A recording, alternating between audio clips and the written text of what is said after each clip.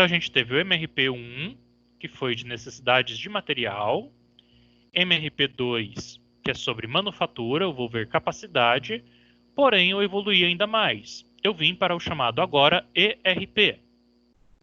O ERP, ele surgiu já faz um tempinho, no final da década de 80, porém ganhou esse nome em 1995.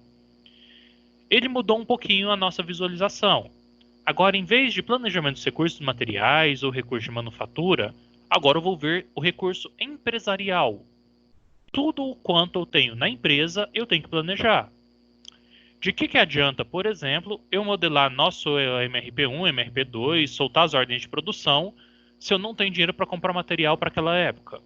Se eu não tenho funcionário contratado? Se a minha empresa fechou por conta de segurança do trabalho? Se eu não tenho gestão da manutenção e a máquina quebrou? Então, o ERP agora vai juntar todos os módulos da empresa, todos os departamentos dela, em um único banco de dados, para que o PCP tenha mais informações sobre qual decisão tomar. Se ele pode, por exemplo, adiantar aquelas produções que ficou mais de 100%. Ou às vezes eu não posso. Às vezes aquela semana era de férias, o RH planejou férias. Ou às vezes eu não consigo que compras me forneça o material na semana anterior, só consegue naquela semana. Então, igual a gente já comentou lá na primeira aula, o PCP é a espinha dorsal da empresa. Ele vai receber as informações e emitir informações. E eu preciso de informações da empresa inteira para conseguir emitir informações corretas. Então, a função agora dessa evolução do MRP2 para o ERP é que todos os departamentos da empresa estarão no mesmo sistema, no mesmo software. A gente chama isso de banco de dados comum. Todo mundo vai estar no mesmo banco de dados, no mesmo servidor, mas cada qual, lógico, no seu departamento, no seu módulo em separado. Porém, o PCP precisa dessas informações. Todo mundo precisa compartilhar a informação com o PCP e vice-versa, para que os dados e informações sejam utilizados da melhor forma possível. Eu consiga planejar minha produção conforme o que foi determinado ao longo do tempo. Aqui vem uma briga muito grande. Por conta que agora tudo está vinculado ao mesmo sistema, alguém tem que ter mais força que o outro. Por exemplo, o RH planejou 2 semanas de férias. Só que eu preciso de uma dessas semanas, senão vai atrasar o pedido. Quem tem mais força, o RH ou a produção, o pedido? Eu vou ter que determinar isso na empresa. Alguém vai ter que colocar qual que é o peso. Eu preciso de um material muito rápido. Porém, se eu trouxer de avião, é muito caro, muito mais caro do que se eu trouxer de caminhãozinho. Quem que vai decidir isso? Se quem tem mais força é o PCP precisando do material ou se é o financeiro que precisa do dinheiro? Então, quando tudo está vinculado, alguém tem que ter mais força do que o outro. E a empresa vai ter que determinar isso nas suas conversas, no seu dia a dia. Por isso que normalmente as empresas têm aquele organograma que tem um diretor acima de todo mundo, porque é esse diretor que vai tomar essa decisão. Quando 2 departamentos brigam, alguém tem que tomar uma decisão para apaziguar tudo ou para realmente mandei, ponto final. Mas não vamos entrar nesse detalhe aqui. O que eu quero que vocês entendam é que a evolução do MRP2 foi o ERP, o qual agora eu tenho tudo dentro de um banco de dados único. Então, compras, produção, vendas, finanças, estoques, modelos, P&D, engenharia, processos, contabilidade, tudo está dentro do mesmo banco de dados. E a partir das informações dos dados desse banco de dados que eu vou tomar a decisão. O software mais famoso de ERP, o que realmente deu um must nisso, todo mundo gostou da ideia, é um que se chama SAP R3. Até hoje ele é o bambambam. É o melhor software do mundo, é a Ferrari das Ferraris. No qual ele consegue vincular todos os departamentos de uma vez para tomar decisão. Inclusive as versões mais atuais já tomam decisão sozinha com inteligência artificial. O problema desse software, do SAP R3, como de todo software, é que se eu lançar qualquer dado errado, todo mundo vai errar, vai ferrar com a empresa mesmo. Então tem toda uma burocracia, toda uma sistemática de se lançar os dados nesses softwares. Qualquer um que erre uma vírgula ferra com os outros. Por exemplo, Compras falou que comprou 30 metros de determinado tecido para fazer uma camisa. Você lá na produção vai usar esses 30 metros, já está alocado para chegar amanhã, então amanhã eu já começo a usar. Só que digamos que compras errou a vírgula, em vez de 30 metros era só 3. Então ele errou bastante, 1000%. Só que você já prometeu muita coisa. Você já prometeu para a produção que vai produzir os 30 metros, já prometeu para o vendedor que vai entregar, já prometeu para o cliente a data de entrega. Você não vai conferir item a item, você tem que acreditar no dado do software. Então, o problema desse software SAP ou de qualquer outro software de ERP são o lançamento de dados. Se o lançamento de dados foi feito errado, todo mundo erra. Isso ocasiona o que a gente escuta em muita empresa, que todo mundo tem um software muito bonito lá, mas todo mundo usa o Excel mesmo. Coloca o Excelzinho do lado e usa ele. Contrata um software de 2 mil por mês, 20 mil por mês. O SAP é 40 mil por mês aqui no Brasil, as versões mais leves. E não usa esse software. Resolve usar o Excel porque no Excel eu consigo maquiar algumas coisinhas. Mas por que o software não presta? Não é por conta do software. O software tem uma língua de programação básica. Ele sabe somar, subtrair, multiplicar, dividir. Vocês já tiveram programação, sabe que o software é burro e só faz o que está na linha de programação. O problema é que se o dado de entrada for errado, ele não vai entender que está errado, ele só vai calcular a partir daquilo. Então, por muitas vezes, em muitas empresas que vocês forem trabalhar e que foram dizer para você que o software não presta, muito provavelmente não é o problema no software. É problema na pecinha que fica entre a cadeira e o teclado. Essa pecinha, essa pessoa, melhor dizendo, ela erra o lançamento e ferra com todo mundo. Pensem vocês aqui no Microsoft Teams. Se o professor lançar alguma tarefa errada, errar lá na data, vocês não vão poder fazer nada.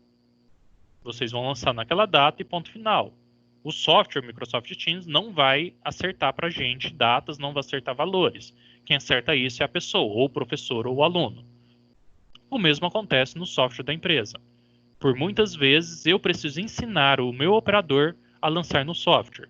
E pior ainda, por muitas vezes, quando eu compro um software mais potente, a empresa como um todo tem que se adaptar a esse novo software.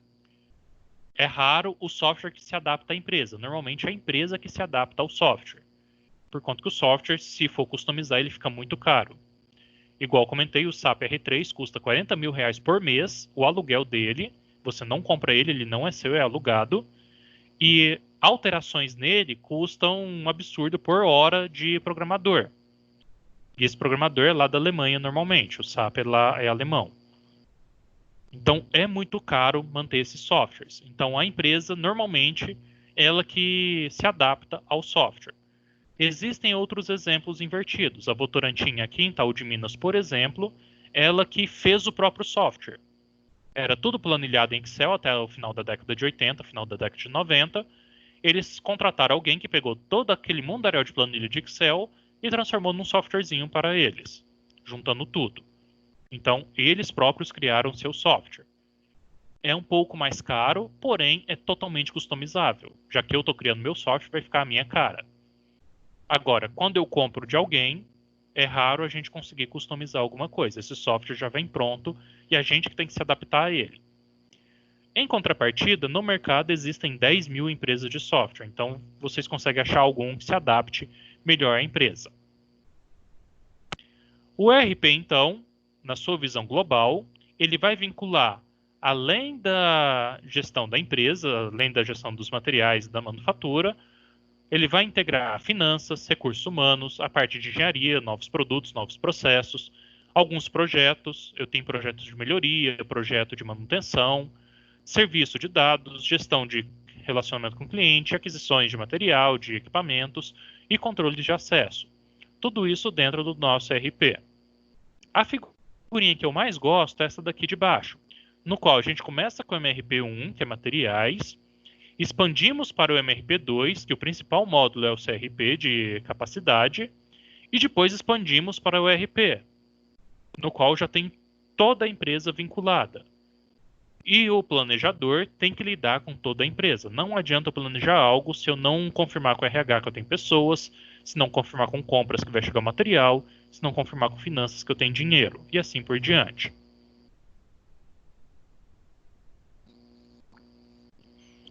Aqui a questãozinha que eu falei de padronizar ou de customizar. É mais comum a gente padronizar a empresa para o ERP, mas podemos também customizar. Podemos contratar uma empresa, fazer o nosso, ou a empresa que a gente comprou o software, a gente pode solicitar algumas alterações. Tudo está embasado nos contratos da empresa, no tipo de software que a gente tem. O problema que a gente tem em ERPs é o que a gente chama de transição, que é onde todo mundo desiste de instalar. Como todo software, eu dependo de tempo para aprender, e a gente só aprende fazendo, não adianta. Muitos de vocês já devem ter feito 10 mil cursos de Excel e não lembram nada de Excel, porque não usam. O mesmo acontece com softwares ERPs. Se eu não usar todo dia, se eu não me esforçar para entendê-lo, a gente vai desistir desse software, vai voltar para a planilha de Excel, vai voltar para a papelada.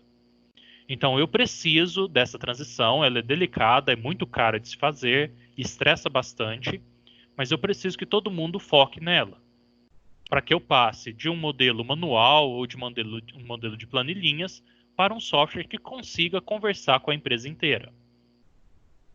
Eu tenho que ter disciplina e obediência, todo dia, toda rotina tem que ser feita, tem que ter comprometimento de todos. Se um não tiver comprometimento, ferra com todo mundo, igual a gente já viu. Se compras errar o valor de compra, se o PCP errar o pedido, se o vendedor errar o lançamento, se qualquer um errar o dado a ser lançado, não vai funcionar. Então todo mundo tem que estar comprometido para evitar falhas. Toda vez tem que revisar procedimento, porque é muita gente mexendo no mesmo sistema. Pensem, por exemplo, o almoxarifado. O almoxarifado, ele recebe produto de alguém, recebe informe de compras do que vai chegar, recebe pedido da produção, recebe alocação de pedido do PCP, tem problemas de qualidade de estoque, às vezes tem que devolver algum item, tem problemas de perda de estoque por N motivos e por aí vai. Então, o estoque sofre influência de vários itens, de vários departamentos da empresa. Se eu não acompanhá-lo muito bem, eu vou errar o estoque. Errando o estoque, eu erro a produção inteira. Então, toda vez eu tenho que permanentemente estar revisando procedimentos. E muito por isso, quase todas as indústrias têm aquele último dia do mês no qual faz o balanço do estoque. Porque muita gente mexendo, acaba que o número do sistema fica prejudicado.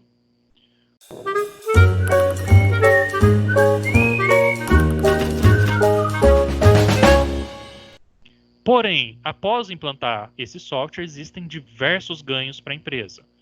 Um dos principais é a redução do estoque. Como agora eu vou saber virtualmente quanto que eu tenho no estoque, quanto eu já aloquei, quanto eu preciso comprar, é muito mais simples lidar com a gestão de estoque. Eu consigo reduzir ele até 32%, segundo um estudo do Colange Filho em 2001. Hoje em dia deve estar até mais por conta da inteligência artificial, que melhora ainda mais o nosso pensamento. Consigo aumentar a produtividade em 26%, porque agora eu sei onde está a mão de obra, sei quanto que vai acontecer manutenção, sei quando vai ter reunião, então a produtividade acaba aumentando. Consigo aumentar as entregas no prazo em 6%, entre várias outras melhorias, só por eu ter implantado corretamente o ERP. Então é difícil de implantar? Sim, porém ele traz muito lucro para a empresa. Pensem em vocês, em vez de 10 funcionários administrativos, cada um com a sua tabelinha de Excel, todo mundo usa o único sistema. Notem também que muitas empresas nem tabelinha de Excel têm, ainda trabalham na mão. Então, quando eu automatizo isso para um software, que ele já solta várias informações, isso já auxilia e muito a nossa organização. A evolução dos softwares não parou no ERP. Igual comentei, a gente está no final de 1990, 1995, comecinho dos anos 2000. Já se passaram 20 anos disso, e a evolução da informática foi assustadora nesse tempo. O ERP também evoluiu. Então, além do ERP, hoje a gente tem outros softwares embutidos nele. Como, por exemplo, eu não preciso mais ter vendedor, posso trabalhar só pela internet, por business. Há um e-commerce na internet que eu vendo lá no Mercado Livre, vendo no Submarino, vendo na Americanas, já cai direto o pedido de vendas no meu software, no meu ERP, e dali já solta toda a programação de produção. Eu nem preciso mais lançar o que foi vendido. Atualmente a gente já consegue fazer isso automático. Posso ter o chamado AGI. eu tenho 2, 3 softwares diferentes. Um software para gestão de pessoas, um software para novos produtos, um CAD da vida, e por aí vai. E por meio do EDI, eu consigo unificar essas informações para um software único. Então, digamos que a engenharia lá, o setor de engenharia, de P&D, desenvolveu um novo produto. Por meio do EDI, o CAD que ele fez lá já é transferido automaticamente para a árvore do produto do meu software. Então, já existem programas, já existem EDIs que fazem isso. Eu posso trabalhar em formato B2B, Business to Business. Ou seja, o ERP meu funciona com o ERP do meu fornecedor. Eu não preciso nem mais fazer pedido de compra. O fornecedor já sabe o que eu preciso, a data que eu preciso, e já produz automaticamente. Posso trabalhar B2C, que é aquilo que eu falei agora há pouco. Eu não preciso de vendedor. Se o cliente for lá no Submarino, na Americanas, comprar meu produto, já cai direto para a minha empresa. Posso trabalhar consumidor versus consumidor. Eu posso ir lá no Facebook e vender no marketplace do Facebook. Eu sou um fornecedor, sei lá, de camisa personalizada, eu coloco lá as minhas camisas e o próprio Facebook faz o papel de ERP. Posso trabalhar com serviços públicos. No Brasil isso daqui ainda não funciona muito bem, mas já existe, por exemplo, o governo para a empresa, no qual, em Minas Gerais, por exemplo, a gente tem um portal de compras do governo, no qual, quando precisa de alguma coisa, preciso de cesta básica, preciso de canetão, preciso de giz para o lousa, o governo solta lá o pedido e as empresas automaticamente já sabem e entra no leilão daquele pedido. E posso ainda evoluir para o que a gente chama hoje em dia de RP2, que é a evolução em si do ERP, que junta tudo isso daqui num software só, em conjunto com a inteligência artificial. Ainda não existe teoria disso, por isso só tem aqui o complemento para vocês, mas caso queiram estar pesquisando, a gente já está vivendo a era do ERP2, que é essa era que a inteligência artificial vai nos auxiliar bastante em contrapartida de toda essa evolução da informática.